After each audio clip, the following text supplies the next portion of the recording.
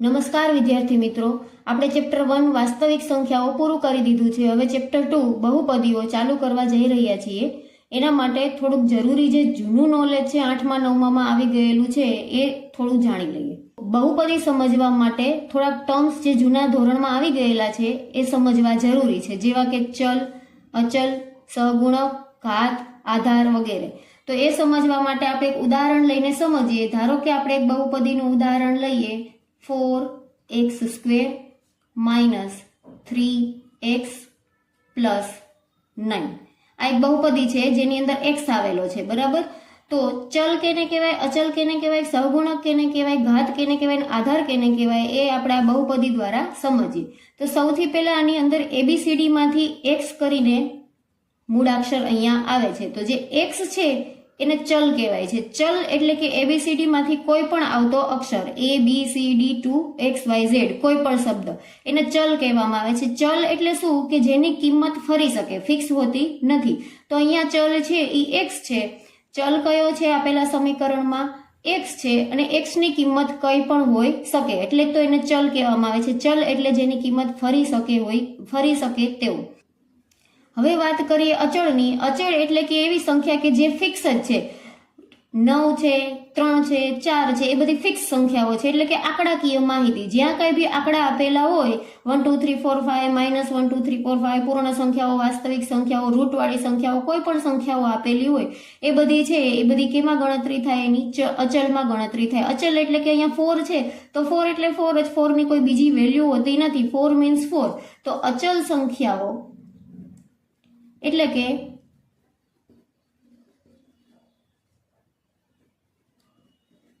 આંકડાકીય માહિતી, બરાબર. તો આની અંદર અચલ કયા કયા છે? 4 છે, 3 છે અને -3 ગણવાના. હંમેશા આગળ જે નિશાની આવતી હોય ભેગી ગણવાની. -3 છે અને +9 છે, એ બધા અચલ છે. હવે સહગુણકની વાત કરીએ તો દરેક પદની અંદર આ પહેલું પદ, આ બીજું પદ અને આ ત્રીજું પદ, દરેક પદની અંદર પેલા જે ચલ છે એ જોવાનો. એ ચલ કયો છે? ધારો કે અહીંયા ચલ છે x છે, x ની વર્ગ છે, તો એની આગળ જે સંખ્યા આવે છે, x વર્ગની આગળ જે સંખ્યા આવે છે એ એનો સહગુણક. અહીંયા x આવે છે તો x ની જે આગળ આવે છે, અહીંયા -3 છે x ની આગળ, તો -3 છે એનો સહગુણક. આમાં x વાળું પદ એટલે કે ચલ વાળું પદ છે જ નહીં, તો એની અંદર સહગુણક આવે નહીં, બરાબર.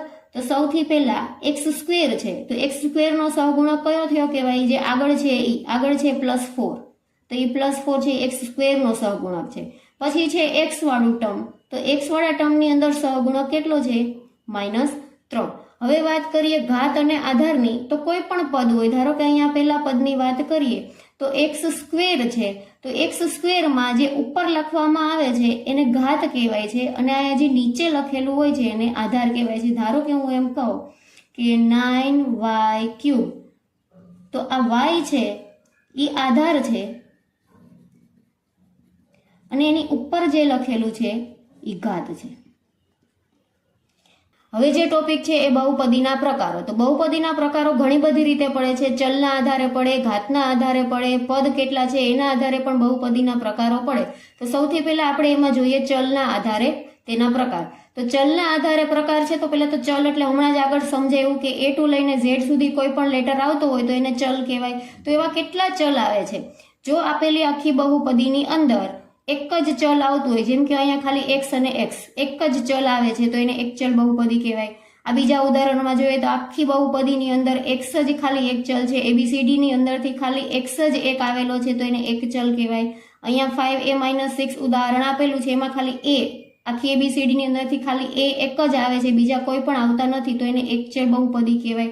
એવી જ રીતના દ્વિચલની વાત કરીએ તો એની અંદર ABCD માંથી કોઈ પણ 2 લેટર્સ આવતા હોય, જેમ કે આની અંદર a અને b છે, p અને q છે, x અને y છે, x અને y છે. તો ABCD ની અંદરથી 2 આવતા હોય, 2 લેટર આવતા હોય તો એને દ્વિચલ બહુપદી કહેવાય. હવે દ્વિચલ બહુપદી લાંબી અથવા ટૂંકી ગમે એટલા પદની હોય, એ પદ જોવાના નથી. અત્યારે આપણે ખાલી ચલ જ જોવાના છે. 2 ચલ, 2 ચલ, 2 અને 2.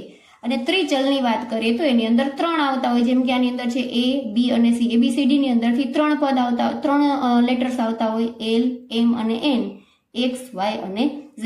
નીચે થોડીક પ્રેક્ટિસ આપેલી છે, આપણે જોઈ લઈએ એટલે રિવિઝન થઈ જાય. આની અંદર છે x અને x, ABCD માંથી માત્ર એક જ આવે છે એટલે આને કહેવાય એક ચલ. આ છે ખાલી બી એક જ એટલે કે એક ચલ. પછી છે પી અને ક્યુ બે છે એટલે દ્વિચલ. એક્સ વાય અને ઝેડ એટલે કે ત્રિચલ. એ અને બી એટલે કે દ્વિચલ. તો આ હતા આપણા ચલના આધારે બહુપદીના પ્રકારો. હવે છે પદના આધારે બહુપદીના પ્રકારો. તો પદની અંદર એક પદ આવતું હોય તો એક પદી કહેવાય, બે પદ આવતા હોય તો દ્વિપદી કહેવાય, અને 3 પદ આવતા હોય તો ત્રિપદી કહેવાય. તો સૌથી પહેલા એક પદી જોઈએ તો એક પદી એટલે જેની અંદર માત્ર એક જ પદ આવતું હોય. એક જ પદ એટલે કે જો અહીંયા છે પેલું ઉદાહરણ 9x, આગળના જે સમીકરણો કર્યા એમાં એક્સ વાય અથવા તો x² + 2x એવા 2-3 પદો આવતા હોય. એની અંદર માત્ર એક જ પદ છે ખાલી x વાળું, આ એક જ પદ છે એટલે એક પદી. બીજું એક્ઝામ્પલ છે 4yz, આમાં y અને z ચલ બે છે. ચલ ભલે બે રહ્યા, ચલને આધારે પૂછે તો આ દ્વિચલ છે, પણ પદ એક જ છે એટલે આ એક પદી કહેવાય. આની અંદર આ માત્ર એક જ પદ છે, આ બધા એક પદના ઉદાહરણ છે એટલે આ એક પદી બહુપદી કહેવાય. બરાબર. એની અંદર બીજું છે એક પદીની જ અંદર અહીંયા આપેલું છે જેની અંદર x y z ABCD કંઈ પણ આવતું નથી, ખાલી આંકડા જ આપેલા છે 1 2 3 4 5, પછી √2 √3 કંઈ પણ વાસ્તવિક સંખ્યાઓ આપેલી હોય, માત્ર સંખ્યાઓ આપેલી હોય તો તેવા જે પદો છે એને અચળ બહુપદી કહેવાય. અહીંયા અચળ બહુપદીમાં કોણ આવે? 2 આવે, -9 આવે, 4 આવે. અને 0 કેમ ન આવે? તો કે 0 છે એને શૂન્ય બહુપદી કહેવામાં આવે છે. શૂન્ય જ ખાલી જવાબ છે, આંકડાની અંદર એ ખાલી શૂન્ય જ છે તો એને શૂન્ય બહુપદી કહેવાય. હવે દ્વિપદીની વાત કરીએ તો જેની અંદર બબે પદ આવેલા હોય. બબે પદ એટલે હંમેશા વચ્ચે યા તો પ્લસ યા તો માઇનસ આવતું હોય, વચ્ચે હંમેશા પ્લસ યા તો માઇનસ આવતું હોય. આગળ પદ આપેલું હોય, પાછળ પદ આપેલું હોય તો એને શું કહેવાય? દ્વિપદી બહુપદી કહેવાય. જો ફરી પાછું કહું છું, દ્વિપદીમાં કે ત્રિપદીમાં જ્યારે પદની ગણતરી કરતા હોય ત્યારે ચલ જોવાના નથી. આ એક્સ વાય અને ઝેડ તો 3 છે તો ત્રિપદી એવું નહીં ગણવાનું. જ્યારે આપણે પદને આધારે ગણતરી કરીએ છીએ તો ખાલી શું જોવાનું? પદ જ જોવાના. આ પહેલું પદ અને આ બીજું પદ એટલે કે દ્વિપદી. અને એવી જ રીતે ત્રિપદી 3 પદ આની જેની અંદર આવેલા હોય, જેમ કે પહેલું, બીજું અને ત્રીજું એટલે કે 3 પદ. ફરી પાછા પહેલું, બીજું અને ત્રીજું. એની અંદર વચ્ચે 2 વખત પ્લસ યા તો માઇનસની સાઇન આવતી હોય અને એને આધારે 3 ભાગ પડતા હોય. અહીં માઇનસ છે, અહીંયા પ્લસ છે, એની વચ્ચે આ એક પદ છે, અહીંયા એક આગળ પદ છે અને કાંઈ પાછળ પદ છે એટલે ત્રિપદી. સેમ ટુ સેમ અહીંયા 3 પદ, અહીંયા 3 પદ, અહીંયા 3 પદ અને અહીંયા 3 પદ એટલે એને કહેવાય ત્રિપદી. હવે છે ઘાતને આધારે બહુપદીના પ્રકાર. તો ઘાતને આધારે ઉપર આખા સમીકરણની અંદર મેક્સિમમ કેટલી ઘાત છે એને આધારે બહુપદીનો ક્રમ નક્કી થાય. જેમ કે પેલું છે સુરેખ બહુપદી. તો સુરેખ બહુપદી એટલે આખા સમીકરણની અંદર ચલની સ્પેશિયલ કહું છું, ચલની, અચલ પદની નહીં, ચલની મેક્સિમમ ઘાત એક જ હોય. જેમ કે આની અંદર 2 પદો આવેલા છે, એમાં x છે એ ચલ છે અને x ની ઉપર કેટલી ઘાત છે? કંઈ નથી, મતલબ એક ઘાત હોય તો એક ઘાત છે એટલે એ સુરેખ બહુપદી કહેવાય. અહીંયા 3a - 6, એમાં a છે એ ચલ છે, એની ઉપર કેટલી ઘાત છે? એક ઘાત છે એટલે એને સુરેખ બહુપદી કહેવાય. અહીંયા છે y ના છેદમાં 2 + 1. હવે અંશમાં છેદમાં શું છે, બાજુમાં શું છે કાંઈ જોવાનું નથી, આપણે ખાલી y જોવાનો છે જે ચલ છે અને એની ઉપર એક ઘાત છે એટલે છે એ સુરેખ બહુપદી. દ્વિઘાત બહુપદીની વાત કરીએ તો નામ ઉપરથી જ ખબર પડી જાય, દ્વિઘાત એટલે 2 ઘાત.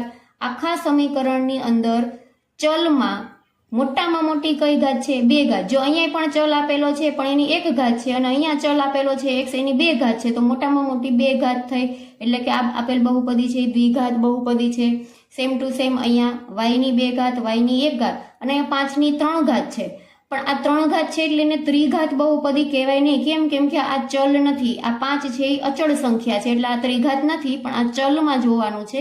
ચલમાં મોટામાં મોટી ઘાત 2 છે એટલે એને દ્વિઘાત કહેવાય. સેમ ટુ સેમ અહીંયા દ્વિઘાત, a² એટલે દ્વિઘાત, y² એટલે દ્વિઘાત. અને ત્રિઘાત બહુપદીની વાત કરીએ તો મેક્સિમમ 3 ઘાત હોય. અહીંયા છે x નો 3 ઘાત એટલે ત્રિઘાત બહુપદી, અહીંયા છે x ની 3 ઘાત એટલે ત્રિઘાત બહુપદી, અહીંયા y² y અને y નો ઘન, તો મોટામાં મોટો અહીંયા ઘન છે તો આ ત્રિઘાત બહુપદી, અહીંયા a નો ઘન તો આ ત્રિઘાત બહુપદી, x નો ઘન -1 તો અહીંયા પણ x ની એટલે કે ચલની કેટલી ઘાત છે? 3 ઘાત છે એટલે કે આ ત્રિઘાત બહુપદી છે. તો ચલને આધારે, ઘાતને આધારે અને પદના આધારે આપણે બહુપદીના પ્રકાર શીખી લીધા છે. એટલે આપણને કઈ બહુપદી કયા પ્રકારની કહેવાય એ ખબર હોવી જોઈએ. જો આટલું આવડતું હોય ત્યાર પછી આપણે ધોરણ 10નું જે ચેપ્ટર 2 છે આપણે શીખવા માટે સ્ટાર્ટ કરી શકીએ. એના માટે આ જે બેઝિક જરૂરી નોલેજ છે એ જાણવું જરૂરી હતું.